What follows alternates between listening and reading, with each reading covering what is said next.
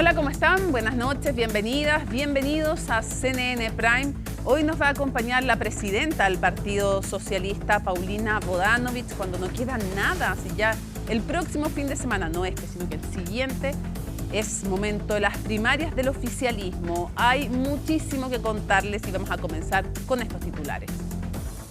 A dimes y diretes electorales, esas son sus palabras, atribuyó la candidata Janet Jara los dichos de la abanderada del socialismo democrático, Carolina Toá, quien sostuvo que no era partidaria de que el Partido Comunista gobernara el país. Desde el Ejecutivo, en tanto, reiteraron que todas las colectividades que participan en las primarias deben respetar el resultado del próximo 29 de junio. Una nueva polémica envuelve a la diputada Carol Cariola por las gestiones que habría realizado con los exalcaldes de Casablanca e Independencia para rebajar multas por transitar sin TAC. Su defensa afirmó que los antecedentes no son nuevos ni tienen valor legal y que su revelación constituye una violación a la cautela de garantía, es decir, a su privacidad. La Fiscalía rechazó que ellos hayan hecho la divulgación de estas conversaciones. Cerca de 400.000 vehículos saldrán de la capital durante este fin de semana largo que coincide con el inicio de las vacaciones de invierno de muchos escolares. Así lo informó el Ministerio de Obras Públicas durante una fiscalización de los terminales de buses. Por su parte, el aeropuerto de Santiago proyecta un flujo de 259.000 pasajeros a destinos nacionales e internacionales. Sigue la tensión en el Medio Oriente. Israel fue alcanzado por una nueva oleada de misiles iraníes y un importante hospital sufrió graves daños. En paralelo, Israel atacó una instalación nuclear iraní. Desde la Casa Blanca aseguraron que Donald Trump esperará 2 semanas antes de decidir si entra o no al conflicto. Todo esto y mucho más, aquí comienza CNN Prime.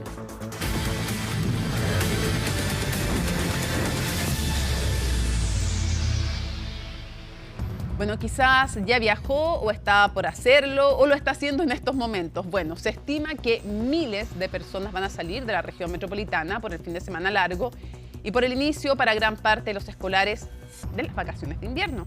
María Luisa Carrión nos cuenta más. ¿Para dónde va? Al sur, es con la nieta. ¿Con la nieta? Venga. ¿A dónde van? Al Tabo. Vacaciones de invierno con nuestro hijo, sí. Es que la tentación no era menor. Este fin de semana largo marca el inicio para miles de estudiantes en el país de las vacaciones de invierno. Se espera que 390.000 vehículos salgan por las principales rutas de la capital. Además, otras 760.000 personas se trasladarán desde buses interurbanos. La planificación de Carabineros de Chile contempla una presencia activa en las diferentes rutas del país, donde vamos a estar controlando y fiscalizando a los conductores para que esos desplazamientos se hagan en forma segura y puedan llegar a sus destinos sin ningún inconveniente. Fiscalizando a los autos particulares, pero también a los buses y sus conductores. De hecho, la mañana de este jueves, los inspectores del Ministerio de Transportes y otras autoridades llegaron al tradicional Terminal Sur, ubicado en la Alameda. Pues eso es bueno, como que a uno le da un poco más de tranquilidad, pero en el fondo como que pasa en estas épocas, en verdad.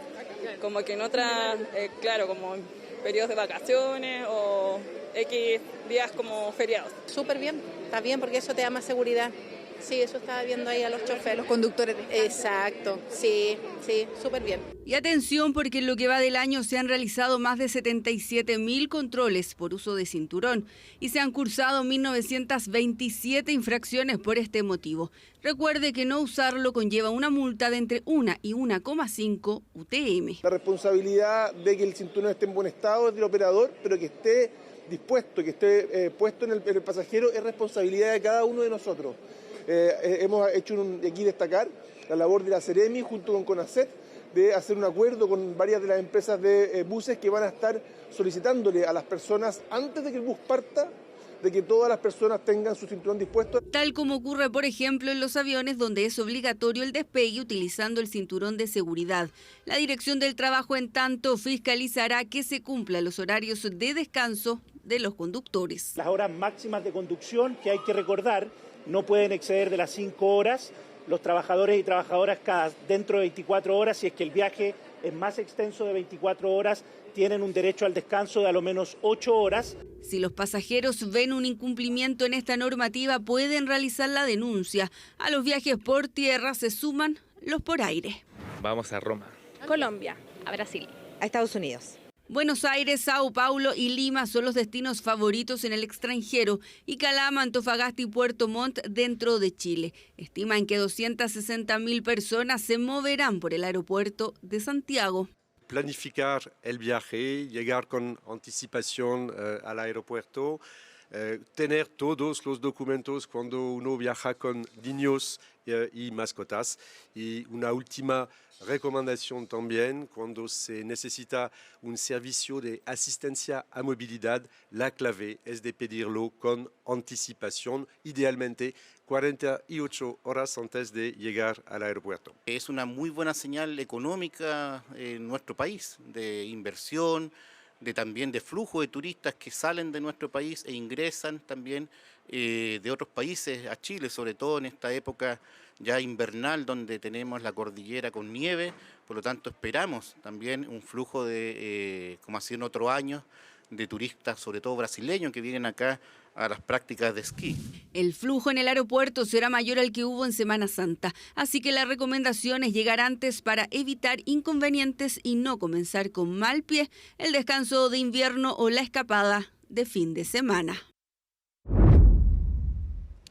El Ministerio Público investiga un homicidio ocurrido durante esta tarde en la comuna de Ñuñoa y por el momento no se descarta un crimen por encargo. Según los primeros antecedentes, 2 personas fueron abordadas por 3 sujetos cuando salían de un edificio residencial. Las víctimas intentaron huir, arrancaron en direcciones diferentes. Una de ellas recibió 3 disparos y a la otra le robaron el celular y la billetera. La persona muerta era comerciante del barrio Meix y productor de eventos. Solamente podemos establecer que una de las personas fallecidas se trata de un hombre masculino de nacionalidad chilena, de 43 años de edad, un empresario del barrio Meix, que lamentablemente resultó lesionado por un grupo de personas que se movilizaba en un vehículo, a raíz de lo cual sufrió 3 impactos balísticos, lamentablemente los cuales le causaron la muerte. Dentro de los afectados, a uno de ellos solamente se le sustrajo su billetera y su teléfono celular, y respecto de la persona fallecida, ella mantiene sus pertenencias en su poder, incluso el dinero que portaba en este momento. No se descarta la posibilidad de que se trate de un homicidio por encargo y de manera tal se está dentro de los parámetros de los criterios de constitución del equipo ECO. Hay diversa evidencia balística que se encontró en el sitio del suceso, la cual va a ser posteriormente periciada a través de un análisis microscópico en dependencia del Departamento de Criminalística, con la finalidad de verificar si éstas tienen alguna correlación y lograr saber si en este caso científicamente si existe más de un arma de fuego involucrada en el hecho que se está investigando y lógicamente saber la distancia de disparo entre el occiso y los autores de los disparos a través del trabajo pericial que se realiza mediante la lesionología del occiso, en este caso, que se realiza en el sitio del suceso. Vamos a hacer una pausa en CNN Prime. Al regreso, entre otras cosas, vamos a estar conversando con la presidenta del Partido Socialista en medio de fuertes tensiones en la primaria de los partidos de la Alianza de Gobierno. Pausa y regresamos con eso y más. En el marco del Encuentro Nacional Empresarial de la Araucanía, ENELA 2025, los candidatos José Antonio Kast, Johannes Kaiser y Jaime Mulet abordaron las propuestas emanadas del informe de la Comisión por la Paz y el Entendimiento. Además, en el evento, transmitido por nuestro canal, discutieron sobre el estado de excepción vigente en la zona. Colomba Eichholz nos informa. Históricamente, en cada elección presidencial hay un tema que resulta ineludible, el conflicto en la macrozona sur. Durante años, candidatos de todos los sectores han presentado propuestas para la zona y el Encuentro Nacional Empresarial de la Araucanía 2025 no fue la excepción. En él, 3 aspirantes a la moneda debatieron sobre eventuales medidas y también respecto a las recomendaciones de la Comisión para la Paz y el Entendimiento, creada para trazar una hoja de ruta hacia una solución duradera. De las pocas cosas salvables del acuerdo es el reconocimiento de que el Estado ha fracasado voluntariamente en la protección de las víctimas de terrorismo. Porque durante demasiado tiempo escuchamos de demasiadas personas que aquí había violencia rural, siendo que la verdad es que lo que teníamos eran, y voy a citar al presidente de la República, grupos armados con pretensión territorial. Hablamos de este acuerdo que se nos plantea y se abren nuevas promesas. Pero ¿dónde están las promesas que se le han hecho a algunas comunidades en tiempos anteriores? Las 21 medidas.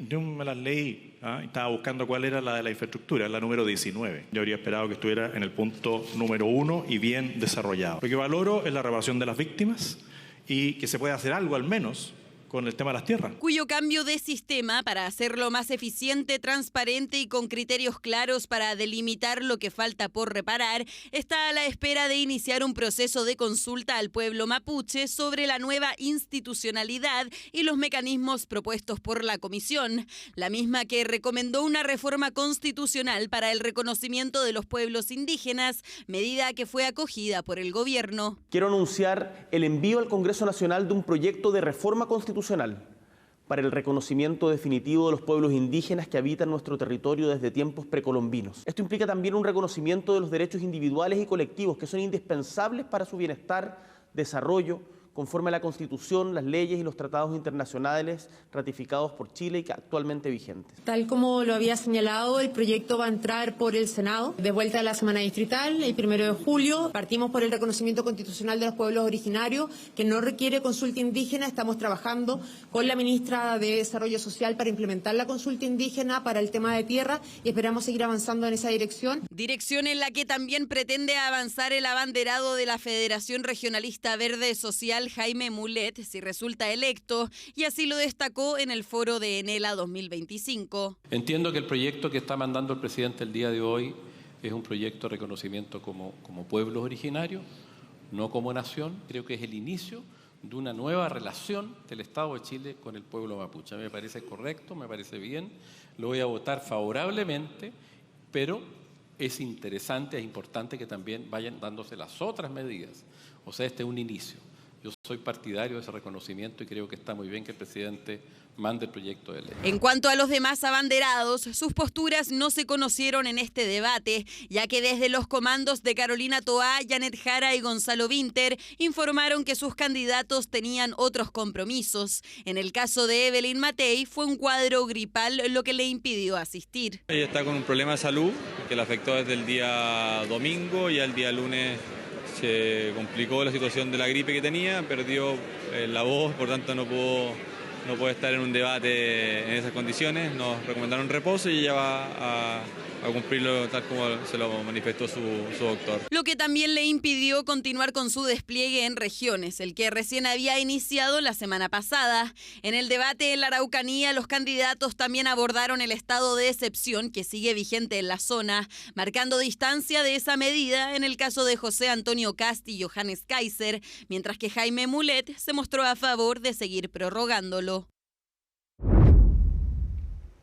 La diputada comunista Carol Cariola se encuentra en medio de la polémica luego que se filtraran chats con exalcaldes donde solicitaba gestiones para rebajar sus multas de tránsito. Ella explica que desde su perspectiva no era para bajar las multas de tránsito, sino que para ver a qué mecanismos legales se podía acceder para aquello. Bueno, sobre esto el Partido Comunista acusó daño a la honra de la parlamentaria y la Fiscalía abrió una nueva investigación penal. Francisca Cárdenas tiene el informe. Hola.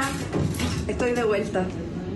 Así volvió al Congreso el pasado 3 de junio a trabajar media jornada por haber usado solo 3 meses de su postnatal, la diputada del Partido Comunista Carol Cariola. Un regreso que ya se complicó tras abrirse una nueva causa penal en su contra, luego de revelarse chat con el exalcalde y actual delegado presidencial Gonzalo Durán, donde la parlamentaria le solicitaba realizar gestiones para poder rebajar 2 de 22 multas de tránsito. Compañero, ¿cómo estás? Quería preguntarte algo. Lo que ocurre es que el 2019, cuando fue el estallido, yo cambié mi auto y por distintas razones, sobre todo por tiempo, no pude sacar el TAC a tiempo y me estuve moviendo con pase diario por la autopista. Sin embargo, ahora que fui a pagar mi permiso de circulación, me aparecen 22 partes por transitar sin TAC. Estoy tratando de apelar a los juzgados de policía local o a los municipios para que me los rebajen, o algo así, porque es mucha plata.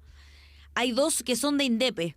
¿Crees que es posible que hables con el encargado de partes por TAC en INDEPE para que al menos me haga una rebaja? Obvio, lo veo mañana.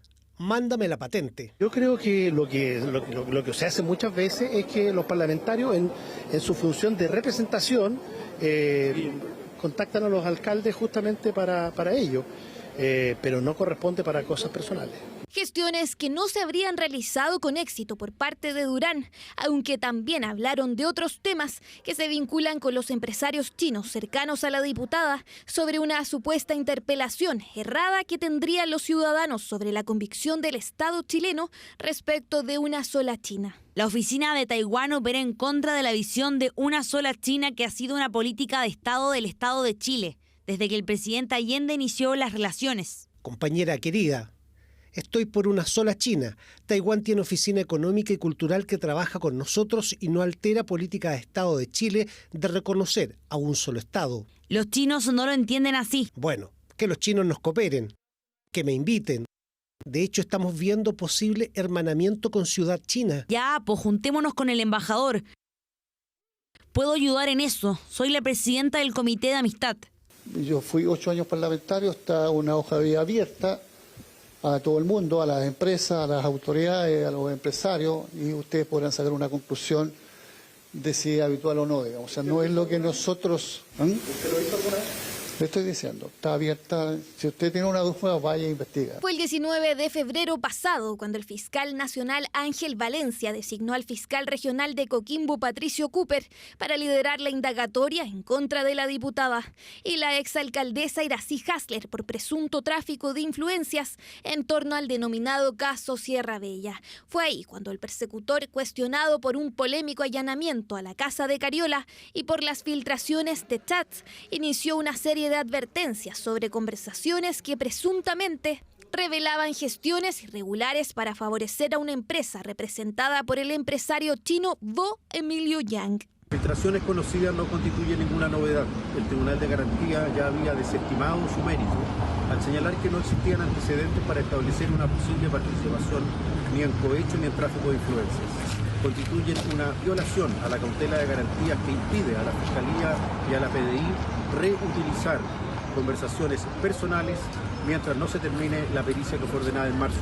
Del informe de la Fiscalía de 278 páginas se conocieron también conversaciones de Cariola con distintas autoridades y cercanos, entre ellos Susana González, jefa de gabinete de Camila Vallejo, el ministro de Economía Nicolás Grau y quien fuera el ex subsecretario del Interior Manuel Monsalve, que tendrían en común gestiones de la diputada para favorecer al empresario Yang, razones suficientes para que la Fiscalía optara por pedir el alzamiento del secreto bancario de la diputada, lo que después fue rechazado por el tribunal. Ok, si la Fiscalía está investigando otra arista, que me parece súper razonable que lo haga la Fiscalía, pero no puede hacer el juicio a través de un medio de prensa filtrando la información. O sea, a mí eso me parece grave. También acá tiene que haber una posición clara de estos exalcaldes respecto a qué respuesta le dan a la ciudadanía cuando le solicitaron determinadas cosas que no se correspondían y ellos inmediatamente pareciera ser que iniciaron algún tipo de gestión en ese sentido. Indagatoria que le ha costado al fiscal Cooper una solicitud de remoción por parte de parlamentarios oficialistas, que ya tiene fecha de audiencia para el próximo lunes 21 de julio en la Corte Suprema. Esperamos que la Fiscalía siempre realice un trabajo acucioso, profesional e imparcial para el total esclarecimiento de los hechos y sobre la base de trascendidos de prensa no se pueden sacar en absoluto conclusiones. El Partido Comunista respaldó a la diputada en una declaración señalando que las conversaciones que se han hecho públicas forman parte de las labores habituales de una parlamentaria, una nueva polémica que tiene a la diputada Cariola otra vez enfrentando una indagatoria del Ministerio Público. Son las 8:22. Comillas, no soy partidaria de que el Partido Comunista gobierne el país. Esas fueron las palabras de la candidata Carolina Toá en entrevista con Megavisión, que causaron molestia en los otros contrincantes de la primaria presidencial. Aunque Janet Jara le bajó el perfil a los dichos de su contendora, Jaime Mulet y Gonzalo Winter insistieron en llamar a la unidad y al respeto. Los detalles con Macarena Román. Tener un espacio sano en el cual trabajar y desempeñarse es súper relevante. Si bien estaba hablando de la ley Karina en un foro universitario, también se puede aplicar su frase a la carrera por las primarias presidenciales, donde la tensión está lejos de desaparecer. Yo no soy partidaria de que el Partido Comunista gobierne el país.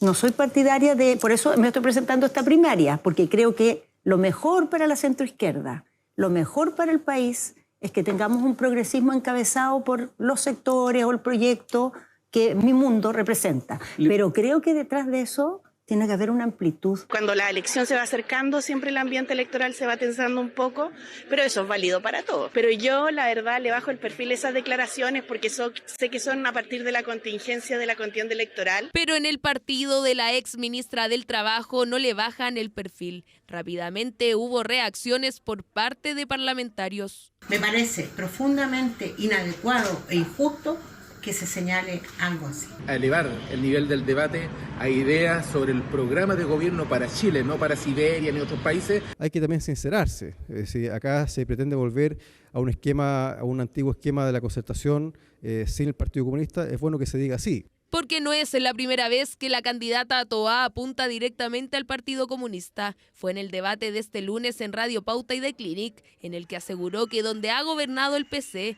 los países se han estancado socialmente y ha cundido la pobreza. No somos partidarios de que el Partido Comunista encabece un gobierno. El Partido Comunista hizo una construcción importante en este gobierno, donde tuvo un rol muy primordial, pero otra cosa es encabezar un gobierno. Y esa es la reflexión que ella ha hecho y yo creo que es absolutamente de sentido común. Lo que yo asumo es que hay un desconocimiento, que hay una pretensión de abusar de ese desconocimiento con afirmaciones que son gratuitas, lo digo de nuevo, gratuitas, que suelen ser descalificaciones, que solo podrían ser comprendidas en una subcultura anticomunista. Dardos que no solo han ido hacia el PC, el Frente Amplio también tuvo que enfrentar los cuestionamientos de la ex ministra del Interior. A inicios de esta semana apuntó a que el partido de Gonzalo Vinter no ha terminado de madurar. Yo el llamado que le hago a Toá y a todo su sector es que guarden los adjetivos, porque tenemos que gobernar juntos.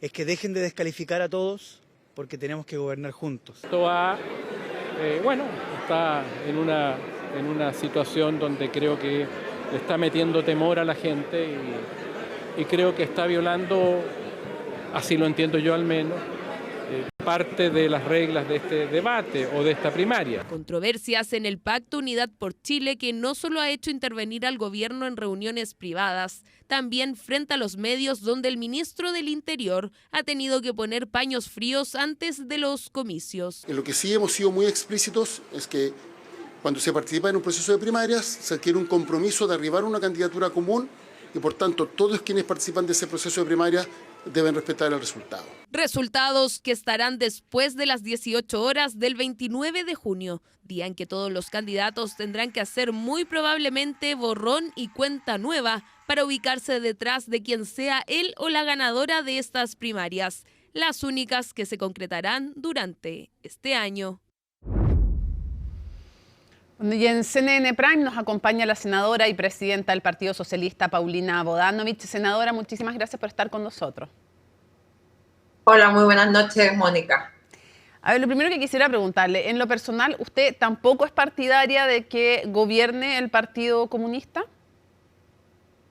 Yo soy partidaria de la candidatura de Carolina Toá, una candidatura que tiene principios bastante transversales, donde se ha establecido cuáles las propuestas en distintas materias. Yo quisiera que habláramos acerca de propuestas, acerca de lo que significa la economía para nosotros, la continuidad de ciertas políticas públicas que se aplicaron tanto por los gobiernos del presidente Lagos como es.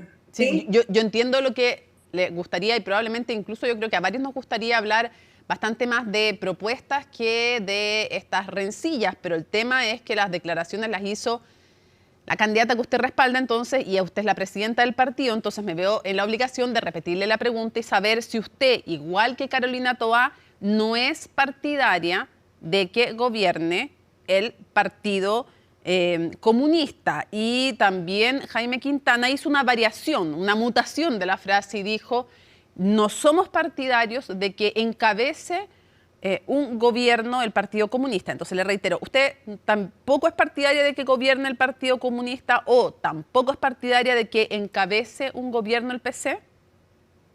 Yo soy partidaria de que tengamos una amplia alianza del progresismo, incluyo en esto a la democracia cristiana, y por cierto que quien encabece esa tarea sea Carolina Toá. Estamos trabajando en eso, estamos buscando poder poner las ideas sobre la mesa, sí, y claro. por eso no creo que haya que caer en aquello.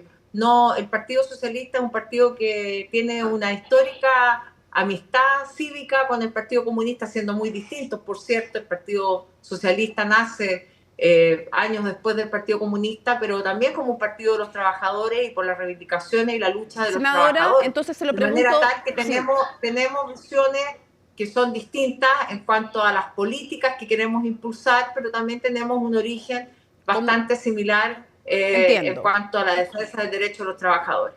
Se lo pregunto de otra forma. ¿Usted tiene problemas con que encabece un gobierno del Partido Comunista? Mire, es que no se trata de problemas, Mónica. Sí, pues se trata, porque eso fue lo que dijo es que eso fue lo que dijo la candidata. Le he contestado 3 veces, y por más que me pregunte de distinta manera, nosotros tenemos la convicción de que la unidad de la izquierda y del centro, representado por la democracia cristiana, es necesaria, es fundamental para este momento político, porque no queremos caer en una derecha y mucho menos en manos de la ultraderecha, que es un peligro real. Por lo tanto, desde el Partido Socialista vamos a seguir haciendo todos los esfuerzos por la unidad de la izquierda con el centro, que está representado por la democracia cristiana. ¿Fue una buena frase la de Carolina Toá?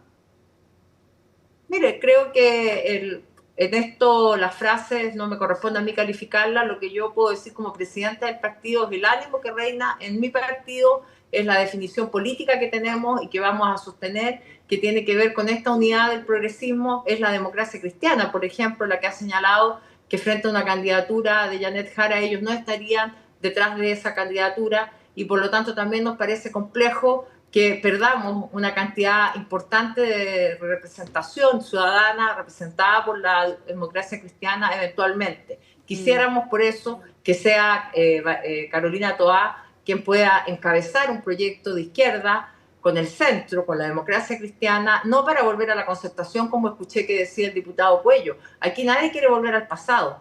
Lo que queremos es enfrentar en unidad el futuro y los desafíos que tiene el país, que por cierto podemos representar y mejorar la calidad de vida de los chilenos y de las chilenas de mucho mejor manera que la derecha. Carolina Toá dijo también que donde gobernaba el PC empobrecía y solo generaba pobreza.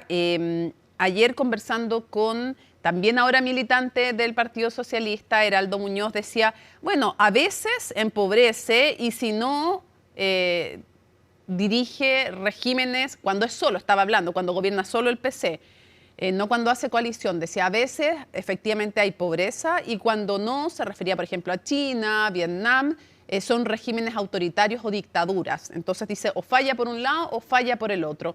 ¿Usted coincide con ese análisis?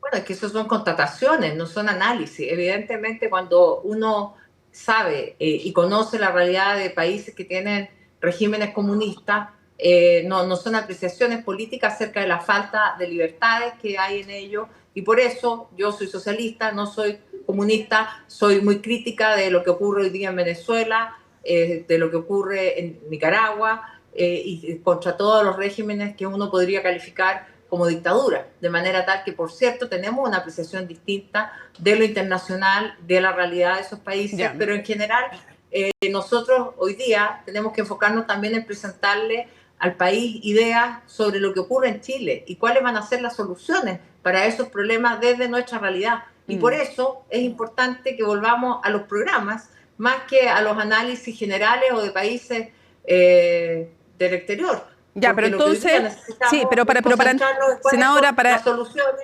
entenderla bien, por ejemplo. Para entenderla bien, entonces, ¿usted coincide con el análisis que hacía Heraldo Muñoz de que cuando gobierna solo el Partido Comunista o hay pobreza o hay problema con las libertades, que pasa o lo uno o lo otro?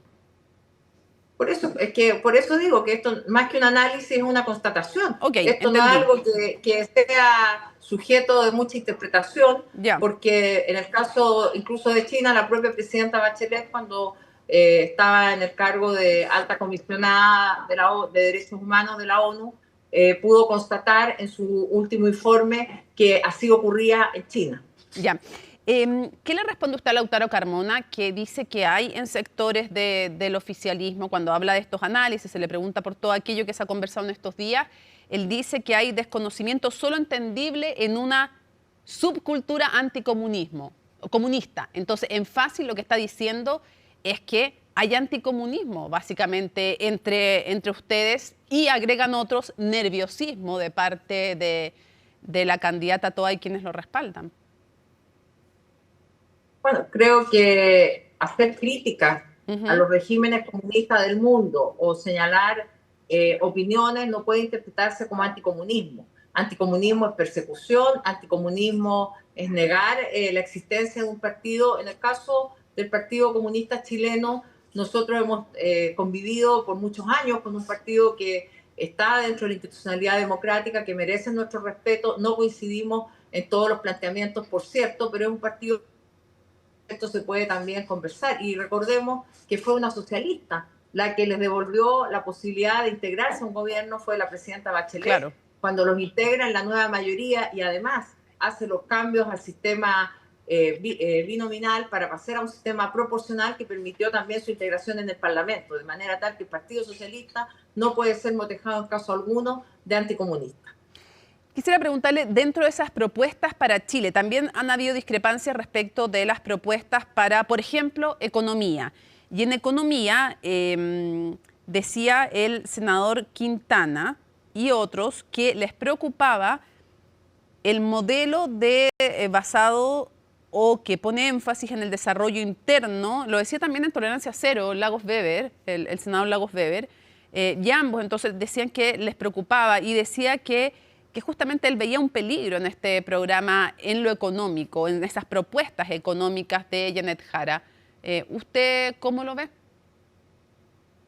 Uno quisiera que las propuestas de tan larga data y la aplicación de las mismas que se han llevado a cabo en Chile, como todo el tema de los tratados de libre comercio, la incorporación de Chile en el extranjero, lo que significa para el PIB nacional, las exportaciones, bueno, todo eso pudiéramos ver una cierta continuidad de parte de todos los candidatos. Lamentablemente en el proyecto o en las bases programáticas que tiene Janet Jara, vemos efectivamente un planteamiento más bien de sustentabilidad, de autoabastecimiento con el producto interno, que es complejo de entender en un mundo tan globalizado y donde además Chile tiene una participación muy relevante con el tema de las exportaciones. Entonces, ahora son propuestas que con mayores o menores énfasis podemos discutir. Y por cierto, vamos a pasar el día 30 de junio a sentarnos a la mesa, y en eso sí coincido con Gonzalo Winter, que tenemos que sentarnos y buscar finalmente cuáles van a ser las propuestas que vamos a construir entre todos, porque la unidad nuevamente es el foco de esto. Senadora. Solo unidos vamos a poder tener un programa para vencer a la derecha. ¿Qué cambio le haría usted a la campaña de Carolina Toa? ¿Por qué se lo pregunto? Porque ustedes, me refiero los que apoyan a Carolina Toa, tienen al Partido Socialista, al PPD, al Partido Liberal, al Partido Radical, y me disculpa la colectividad que me esté olvidando, pero por lo menos estoy nombrando a 4, es harto. Del otro lado tienen Acción Humanista y al Partido Comunista. Si uno compara pesos de bancadas, cantidad de militantes, uno debiera pensar que o preguntarse por qué ha crecido tanto Janet Jara, y por lo tanto, desde la perspectiva de ustedes, ¿qué cambio tienen que hacer en los últimos días o qué errores o qué le ha faltado a la campaña? Entonces, le pregunto a usted, ¿qué le dice su olfato político? ¿Qué ha faltado en esta campaña? ¿O cómo se entiende que alguien con 2 partidos pequeños crezca tanto? Y, en cambio, quien tiene mucho respaldo y mucho, como se acuerda que lo conversamos con usted misma lo decía, mucho despliegue territorial, muchos militantes, y usted el Partido Socialista, no empieza a ser sobrepasada en las encuestas, al menos, porque ahora estamos en veda, así que no podemos saber. ¿Qué cambio le haría? ¿Qué le falta a la campaña? ¿Qué le faltó a la campaña? O no sé, o se confiaron los encargados, no digo usted porque no está encargado usted de la campaña, pero su olfato, ¿qué le dice? Usted puede ser atacada rápidamente por anticomunista, porque acaba de señalar que el Partido Comunista es un partido pequeño. No, pues comparativamente en cantidad de militantes, en cantidad de bancadas, si lo comparo esos 2 partidos versus lo otro, no creo que nadie me diga anticomunista, porque estoy contando números. No estoy diciendo cuál es más relevante, cuál concita más apoyo, pero uno pensaría que ¿Cómo en el fondo 4 versus 2? Así que, y lo que digan de mí no importa. Son, bueno, las estrategias las vamos a... yo creo que aquí la política es la política y vamos a ver los resultados el día 29 de junio. Nosotros estamos haciendo lo que creemos que hay que hacer, difundir ideas, estar en la calle, hacer difusión del programa, que es lo finalmente relevante para efecto de que la ciudadanía pueda votar informadamente, que tome su decisión y que entienda que este 29 de junio es importante la participación. Yo creo que tenemos primarias legales, esto es primarias que cuentan con todo el respaldo del CERVEL, en locales habilitados en todas las comunas del país, por lo tanto lo más importante es fomentar la participación. Los análisis de la estrategia electoral lo hacen los expertos, nosotros estamos para estar donde hay que estar, que es en la calle, con la gente, promoviendo las ideas. Acá en CNN Prime anunció su apoyo a Janet Jara, el alcalde de Puente Alto, el alcalde Matías Toledo, lo cual sorprendió, hay que decirlo, al Frente Amplio también, porque nadie sabía, bueno, ni nosotros, ni cuando le preguntamos sabía quién iba a decir a quién apoyaba. Y terminó apoyando, aunque algunos apostaban que iba a apoyar a Winter, terminó apoyando a Jara. Y es interesante la justificación que él hace. Él dice que tiene más calle, que se ve auténtica, que se ve cercana, que la gente tiene una adhesión de alguna manera natural con ella, que tiene calle también. Y decía que a varios, no le estoy diciendo a usted en lo particular, senadora, sino que estoy diciendo lo que él dijo, estoy repitiendo sus palabras, que a harto de los partidos les faltaba, del oficialismo, les faltaba calle, conexión, y a hartos de los dirigentes. Y que Janet Jara recuperaba de alguna manera eso, y esa cercanía, esa autenticidad, son sus palabras. ¿Usted le encuentra algo de razón o no? Como virtudes de la candidata. A mí no me llama la atención que Matías Toledo haya hecho un desayuno con Winter y después haya apoyado a Janet Jara, porque él fue un candidato, entre comillas, independiente. Nosotros como Partido Socialista tuvimos un candidato, Luis Escanilla, que no fue apoyado por el Partido Comunista, y de hecho hubo que hacer reclamos ahí porque el Partido Comunista o las bases del Partido Comunista apoyaron a Matías Toledo. Así que a mí no me llama en absoluto la atención que él haya dado este apoyo a Janet Jara. Y respecto de los análisis, bueno, yo creo que cada uno es como es. Nosotros como Partido Socialista tenemos un despliegue territorial importante.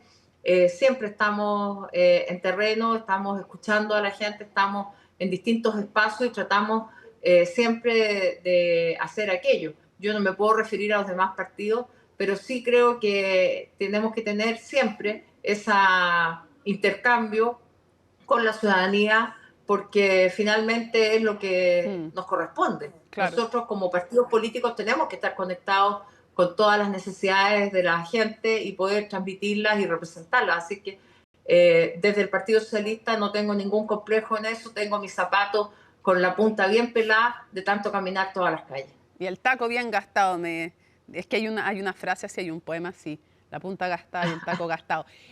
Senadora, usted dijo que le hacía más fácil el camino a la derecha a Janet Jara, sí triunfaba, obviamente, en la primaria. Yo quisiera preguntarle incluso un paso más allá. No sé si todavía está subrogando, Arturo Barrios está todavía de secretario general subrogante, ¿o no? ¿Está todavía? Ya. Bueno, vino en calidad de secretario general del Partido Socialista, Arturo Barrios, diputado, subrogando, y dijo en Aquí se debate algo, fue más radical todavía. Él dijo, si gana Jara las primarias, perdemos en segunda vuelta. Creo que ningún dirigente había transparentado esa aprehensión así de clara, tanto que generó la molestia de Alejandra Plasencia. Yo quisiera preguntarle si usted también piensa que si gana Janet Jara es muy probable, porque nada está escrito en piedra, pero es muy probable que pierdan la segunda vuelta. Yo creo que es más difícil que podamos pasar a segunda vuelta, porque lo que va a ocurrir es que la derecha va a salir con todas sus armas a atacar a Janet Jara, recordando que es comunista y haciendo un estigma de eso. Así lo dije hace pocos días. Y esto no es anticomunismo, es simple constatación. Se nos va a hacer más difícil también, Mónica, porque parte del centro y particularmente la Democracia Cristiana ya ha dicho que no va a apoyar a Janet Jara. Pero si Janet Jara, yo le aseguro que el Partido Socialista y todos los partidos vamos a estar detrás de esa candidatura. Entiendo. Vamos a buscar esas bases unitarias, programáticas, sobre temas muy fundamentales que ya trabajamos y las vamos a trabajar de manera tal de que representen a la unidad de la izquierda, no solamente a un partido. ¿Se nos va a hacer difícil? Sí, pero vamos a dar la pelea también. Entiendo los dos puntos que usted hace. Ahora, usted hace un matiz que es interesante. Usted ni siquiera habla de perder en segunda vuelta, sino que dice es incluso más difícil pasar a segunda vuelta, que es lo primero obviamente que hay que hacer antes de disputar la segunda. Usted dice, puede haber una dificultad para pasar, y en ese caso me imagino usted está pensando que podría darse esta segunda vuelta germana. O sea, habría riesgo de que se diera Matei, el riesgo crece, dice usted. Yo no sé, mira, si va a ser una vuelta germana, si no pueden aparecer muchos otros candidatos. Hemos visto cómo, bueno, está Marcos Enrique, en fin, hay muchos candidatos, entonces nosotros no podemos adivinar el futuro. Lo que podemos hacer es seguir trabajando en unidad, y yo les aseguro que sea quien resulte ganador o ganadora el día 29 de junio, todos los partidos políticos que suscribimos a esta primaria vamos a respetar el acuerdo. Aquí no vamos a levantar candidaturas por fuera, no vamos a mirar al lado, porque la palabra empeñada en política vale, y nosotros tenemos un compromiso, y ese compromiso lo vamos a honrar. Importante eso que usted nos decía, la palabra empeñada vale. Ayúdeme con un par de análisis que nos faltan antes que se nos acabe el tiempo. Algunos pensaban justamente que un plan B, en caso de que ganara Jara, podía ser Claudio Rego. La pregunta es, más allá de que usted dice nosotros vamos a estar cuadrados detrás de quien gane las primarias, yo quisiera preguntarle, ¿usted cree que con la situación judicial que está enfrentando Claudio Rego, cuán complicada ve esa situación judicial, y si usted cree que es bien difícil pensar hoy día en él como una, no de ustedes, sino que políticamente pensarlo como una carta presidencial en esta ocasión? Mire, en primer lugar, nosotros como Partido Socialista, y me atrevo a decir como Socialismo Democrático, no tenemos un plan B. Así que descartemos ni Claudio Rego ni ningún otro. Y respecto a la situación judicial de él, ustedes saben, yo jamás me pronuncio, espero que las instituciones funcionen, que la Fiscalía haga su trabajo y que investigue con toda la imparcialidad y rigurosidad que amerita este caso como cualquier otro. ¿Pero lo ve complicado el panorama judicial? ¿Usted es abogada? Soy abogada, pero no soy adivina, no conozco los antecedentes de la carpeta investigativa, no me corresponde tampoco pronunciarme sobre eso, y como senadora no, tengo... Me refería a otra cosa, me refería a que usted sabe cuánto duran estos procesos, entonces es difícil que esto se despeje para un par de meses, a eso me refiero. Por eso digo, no creo que tampoco haya posibilidad, digamos, un candidato independiente que tendría que buscar firmas, y creo que la verdad, como le digo, ni Claudio Rego ni ningún otro, no tenemos plan B, vamos a trabajar en unidad. Yo espero que el 29 de junio gane Carolina Toá, creo en el proyecto político que ella representa de futuro, no de volver a la concertación, pero sí somos críticos de la concertación, pero también somos críticos de lo que ocurrió en el gobierno de la presidenta Bachelet con aquellos que se declararon que eran colaboradores críticos, con los que estaban con un pie en el gobierno y un pie en la calle. También hemos sido críticos dentro de nuestro propio gobierno actual, cuando hay quienes no han apoyado los proyectos de seguridad, por ejemplo, de manera tal que con esa visión crítica y leal vamos a seguir trabajando. Cuando usted habla de la colaboración crítica, ¿se refiere, por ejemplo, al Frente Amplio, que en el segundo gobierno de Michelle Bachelet estaban en el Ministerio de Educación con lo que ellos denominaron como colaboración crítica? Por cierto. Entonces creo que también nosotros hemos sido desde el socialismo democrático extremadamente leales en este gobierno, hemos trabajado, hemos sacado adelante temas muy complejos como son todos los de seguridad, sin el apoyo de todo el oficialismo, y pese a eso hoy día tenemos ley antiterrorista, tenemos leyes en materia de seguridad, más de 70 leyes, tenemos un Ministerio de Seguridad, y eso hace que, claro, no estén solucionados todos los problemas, pero sí que tengamos una ruta encaminada, con fortaleza, con instituciones sólidas, con instituciones nuevas, en el sentido de que se requiere para Chile. La seguridad no es un problema de izquierda ni de derecha, es un problema del país, y nosotros desde el socialismo democrático lo hemos enfrentado con mucha fuerza. Quería preguntarle por qué se le pidió la otra vez a los candidatos que le pusieran ciertas notas a ciertas cosas. ¿Usted qué nota le pone a este gobierno, Paulina? No, a mí no me gustan las notas. Yo creo que uno puede hacer análisis de distintas situaciones. Hay temas como la propia seguridad que partió con una nota, si queremos hablar de notas, compleja, y fue mejorando. Fue mejorando porque cambió la visión del propio presidente, y yo creo que eso hay que valorarlo, que él se haya hecho cargo de una situación con una mirada al principio que fue mutando, cambiando y convenciéndose de la necesidad de cambiar sobre ese punto. Así que en distintas materias creo que está muy bien.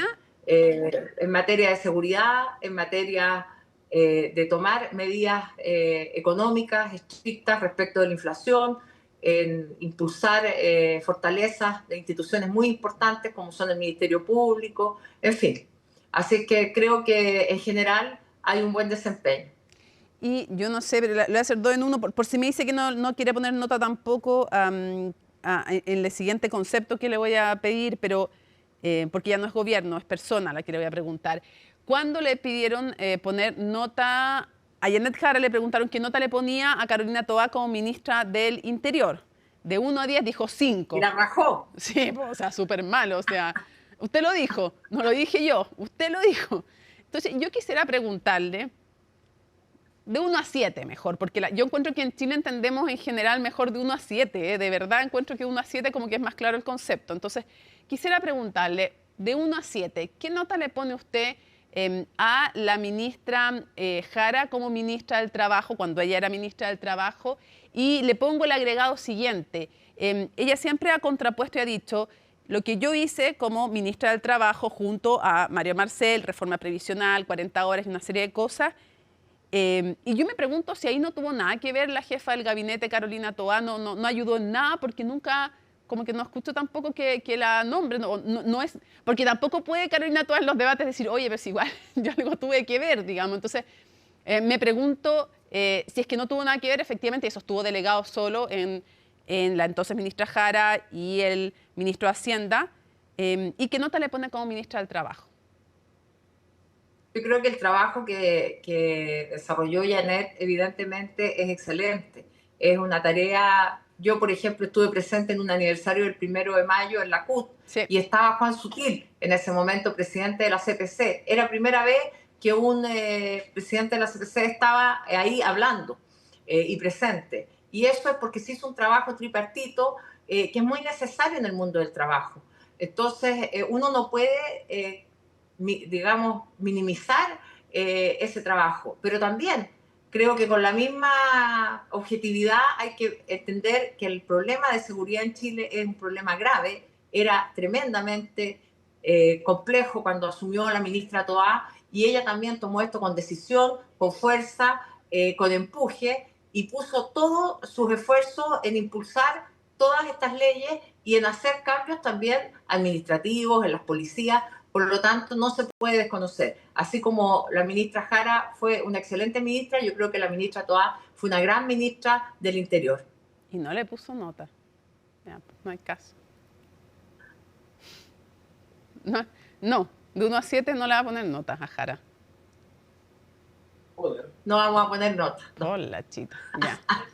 Ok, Paulina Bodanovich, presidenta del Partido Socialista, senadora también. Muchísimas gracias por habernos acompañado en CNN Prime. Que tenga muy buenas noches.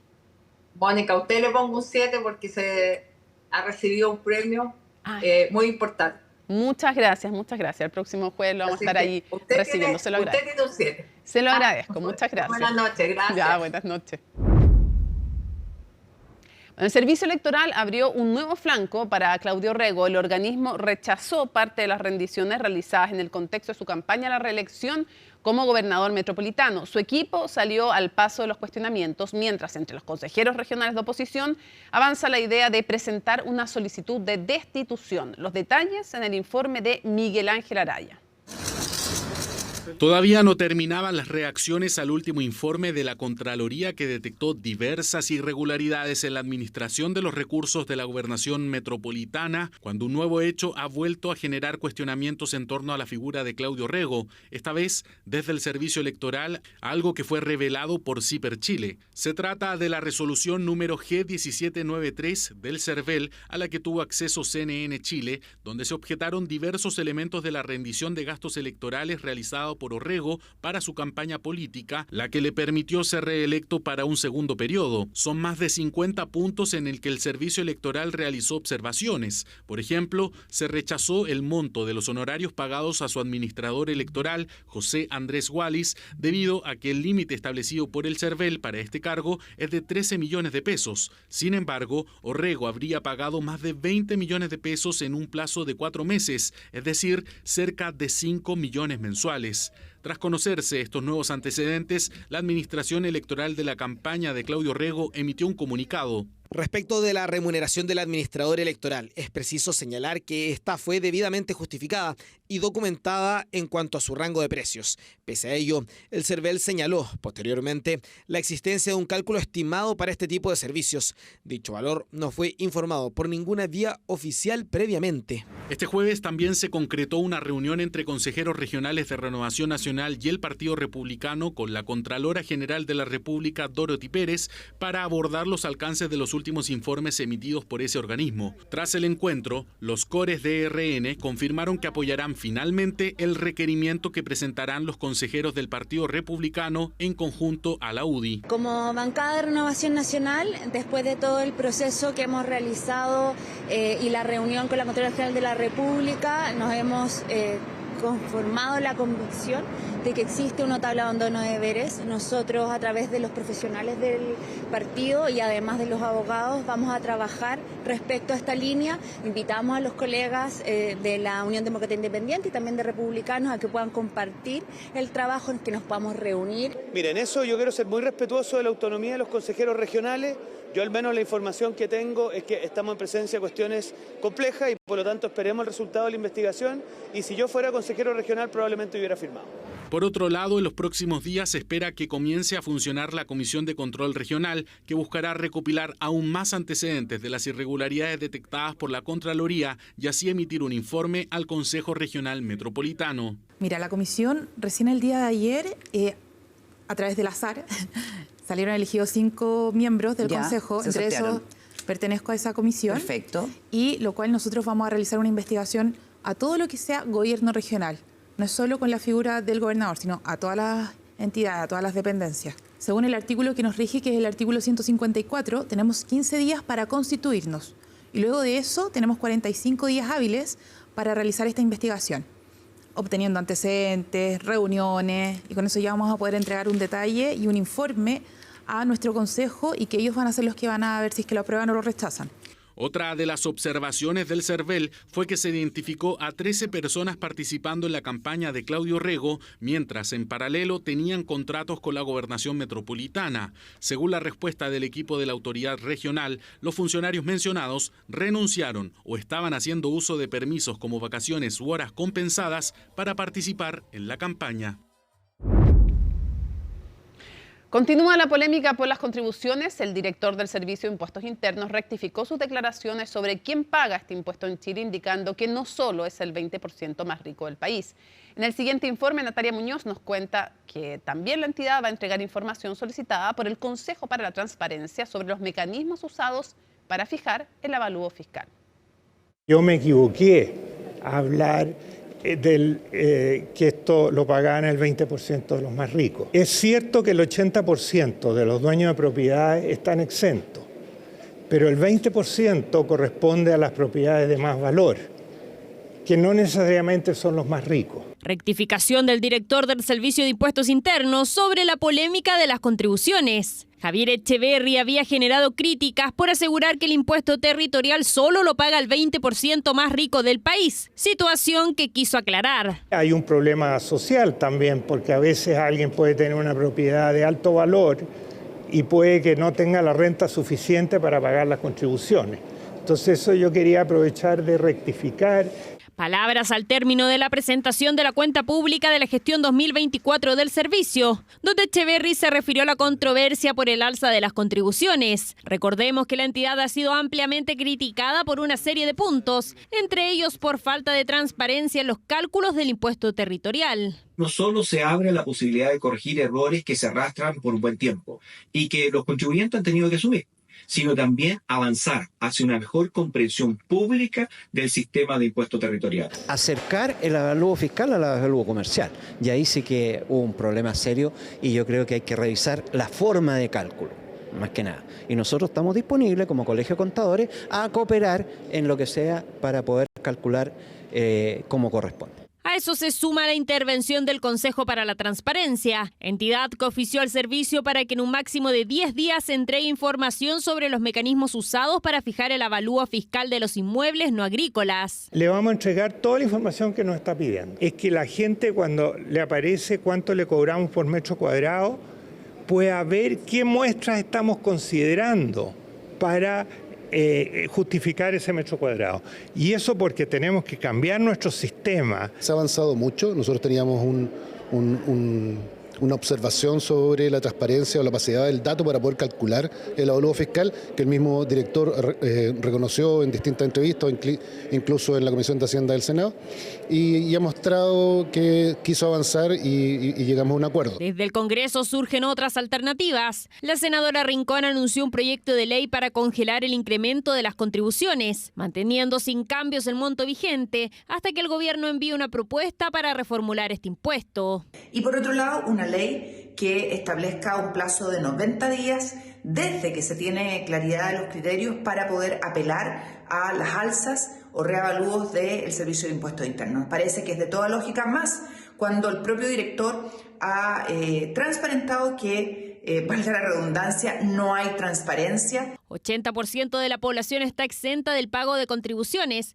pero el resto son recursos que van para los municipios. Congelar el pago de las contribuciones es una medida bastante irresponsable, ya que cerca del 73% de las municipalidades de Chile son las que reciben a través del Fondo Común Municipal el pago de estas contribuciones, y principalmente las comunas más pobres. Al congelarlas, los únicos beneficiados de esto son las comunas más ricas. No parece ser la medida más adecuada por los impactos futuros que ello tiene, como por ejemplo lo que sucedió con el congelamiento de las tarifas eléctricas.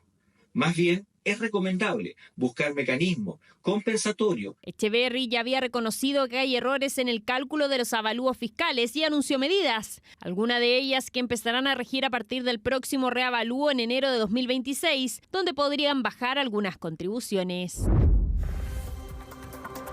9 de la noche con 1 minuto, estamos listos junto a Alicia Contreras, nuestra editora internacional, para revisar las informaciones del mundo. ¿Cómo estás? Buenas noches. Muy bien, Mónica, vamos a partir en Medio Oriente con estas imágenes del hospital de Israel, que uno de los hospitales más importantes que sufrió daños importantes a raíz de estos ataques con misiles iraníes. Hubo solo heridos por algunos cristales o por algunos golpes, pero no más que eso, porque este hospital ya estaba evacuado. Sin embargo, afortunadamente, pero igual es infraestructura sanitaria que se pierde. Exactamente, y que deja ver los daños que está dejando este conflicto y que cada vez se están intensificando aún más. Estados Unidos todavía no decide si es que se va a involucrar en esta guerra, pero hoy Donald Trump aseguró que va a esperar 2 semanas para tomar la decisión, y a lo que apunta es que haya una solución diplomática con Irán antes de involucrarse. Esto mientras los ataques se siguen intensificando. Hay ahora reportes a esta hora de ataques entre Irán e Israel. ¿Qué fue lo que pasó durante esta jornada? Antonia Galilea nos cuenta.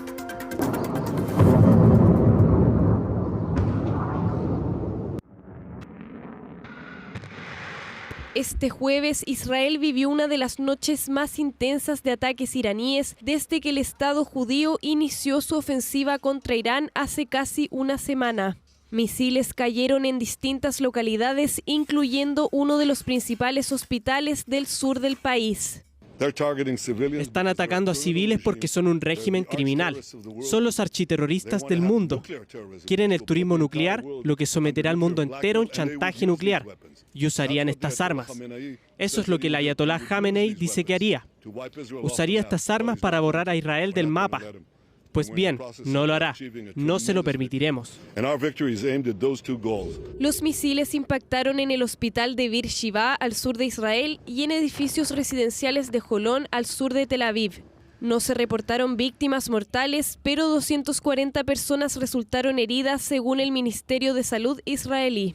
Irán defendió el ataque y afirmó que su objetivo era un centro de inteligencia israelí ubicado cerca del hospital. Hoy temprano, nuestras poderosas Fuerzas Armadas eliminaron con precisión un cuartel general del Comando Control e Inteligencia Militar israelí y otro objetivo vital. La onda expansiva causó daños superficiales en una pequeña sección del cercano Hospital Militar Soroka, que fue evacuado en su mayor parte. Estas instalaciones se utilizan principalmente para tratar a los soldados israelíes que participan en el genocidio en Gaza, a 40 kilómetros de distancia, donde Israel ha destruido o dañado el 94% de los hospitales palestinos. Es el régimen israelí y no Irán quien inició todo este derramamiento de sangre, y son los criminales de guerra israelíes y no los iraníes quienes atacan hospitales y civiles. Israel no tardó en responder y atacó decenas de objetivos militares en Irán, incluyendo un reactor nuclear inactivo en Arak, en un intento por impedir su uso para el posible desarrollo de armas nucleares. El ministro de Defensa de Israel ordenó intensificar los bombardeos contra objetivos estratégicos en Irán, mientras que lanzó fuertes dardos contra el líder supremo, el ayatolá Ali Khamenei, en lo que parece ser un nuevo foco de Tel Aviv, buscando desestabilizar al régimen. Veo que Khamenei es el Hitler moderno. Ha sido la cabeza de un poder durante décadas, tiene una gran influencia ideológica y la utiliza. Y dice estar a favor de destruir a Israel.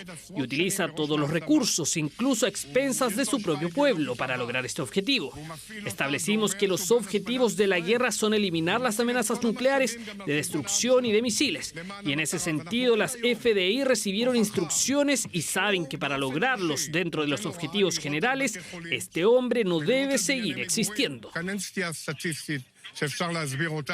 Mientras el conflicto entre Irán e Israel sigue escalando, las potencias se han involucrado cuidadosamente, evitando participar directamente en el conflicto. Si bien Donald Trump señaló que su paciencia con Teherán se había agotado, aún no decide dar el paso definitivo en Medio Oriente. Desde la Casa Blanca afirmaron que el presidente tomará una decisión en las próximas 2 semanas.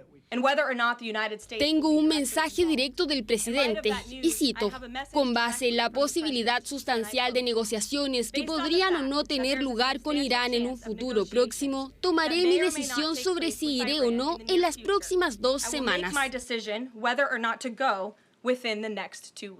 Rusia advirtió a Washington que una hipotética intervención militar traería consecuencias negativas verdaderamente impredecibles. Por su parte, Irán amenazó con una respuesta inmediata a cualquier tercero que esté considerando involucrarse en el conflicto.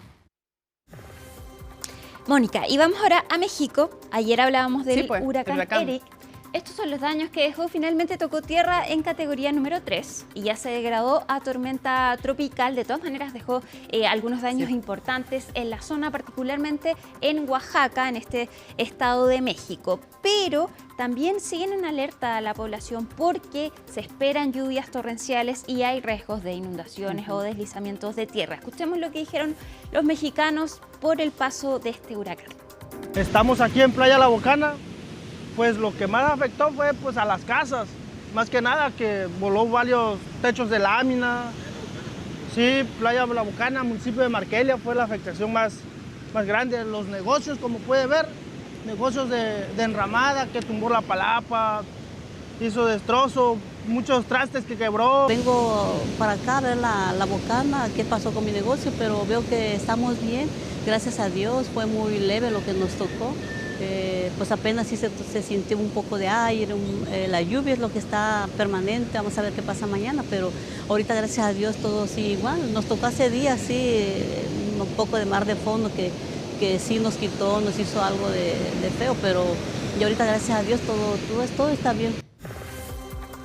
Dejó algunos daños importantes y derribó una icónica estatua. Este huracán, tenemos ahí, la imagen se ve un poco oscura, pero ¿viste cuando cae? Al lado derecho de la pantalla. Es una estatua que se ubica en Puerto Escondido, es una localidad pesquera en Oaxaca. y es el monumento al pez vela. Este lugar es muy turístico porque se dice que tiene una de las mejores playas. Claro, te cuesta, pero es que para que la gente la vea, bueno, en la mitad de la pantalla más o menos, está paradita la estatua, un pececito, busquen ahí aparecer, ahí está el pececito, ya no está el pececito. Exacto. El pecesote en realidad, porque Pecesote, es grande. sí. Esto es muy turístico porque tiene, dicen, las mejores playas para hacer surf y captan justo cuando destruye esta estatua. Sin embargo, 2 pescadores lograron recuperarla. ¿En serio? Sí. Y la volvieron entonces a instalar, pero se habla entonces de la potencia que tiene este huracán, que tuvo este huracán Eric, entonces que tocó tierra en categoría número 3. Nos vamos ahora a Estados Unidos, porque siguen las tensiones por las detenciones de migrantes y las posteriores deportaciones. Y esto ya llegó al mundo del deporte, porque Los Ángeles Dodgers, el equipo, uno de los más importantes de Los Ángeles, hoy cerró su estadio a agentes de ICE, estos agentes que son los encargados de detener a los migrantes, les cerró el acceso a los estacionamientos. Esto es lo que dice el equipo, que agentes de ICE solicitaron entrar a este estadio porque hoy había un encuentro importante de este equipo y no los dejan pasar porque es un recinto privado. Sin embargo, el gobierno de Trump asegura que no se trataba de agentes de ICE, sino que más bien de vehículos de migración, que uno presentó una falla y se quedaron más del tiempo habitual, pero que no pretendían entrar a este encuentro entonces.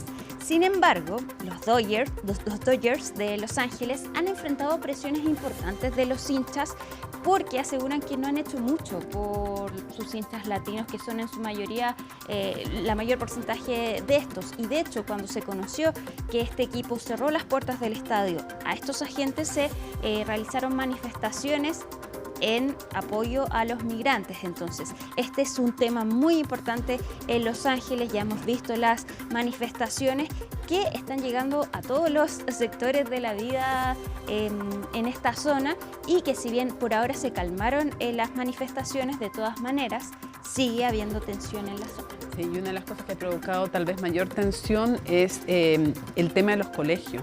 Los colegios eran... No es para nada la misma calificación, pero de alguna manera uno piensa, por ejemplo, que en las embajadas nadie entra, que es como un territorio del país dueño de la embajada. Ya, esto no es lo mismo en un colegio, pero me refiero que no se usaba que se persiguiera migración irregular en los colegios. A los niños no, porque primero se iba, para empezar, por los padres que estaban en situación irregular, pero no se entraba nunca a un colegio, y ahora se ha hecho. Y eso ha creado un nivel de tensión de otra escala. Exacto, entran a colegios también, a lugares de trabajo, muchos migrantes que estaban trabajando con son niños detenidos. que tengan menos de 12 años, 14 años, 8 años, es súper complejo. Tal cual. No son responsables además de lo que hagan sus padres. Por eso es que habitualmente no se entra a los colegios, no se les pone en esa situación. De hecho, hay muchos reportes de situaciones de niños que no quieren ir al colegio por miedo a que los detengan, de hecho, y detengan a sus padres. Ya, bueno, muchísimas gracias, Alicia, por toda la información. Nos vamos juntas a la pausa y volvemos. Vamos a tener deporte después, ¿no? Don Nicolás Cabargas nos va a acompañar con el deporte aquí en CNN Prime, así que espérenos, ya volvemos. Termina CNN Prime en la previa de este fin de semana largo, pero como es día jueves, es día de CNN Íntimo, así que los dejamos con Matilde Burgos y, por supuesto, luego Fernando Paulsen en Última Mirada. Jueves 19 de junio, así estuvo nuestro país y el mundo. Somos CNN Chile. Buenas noches.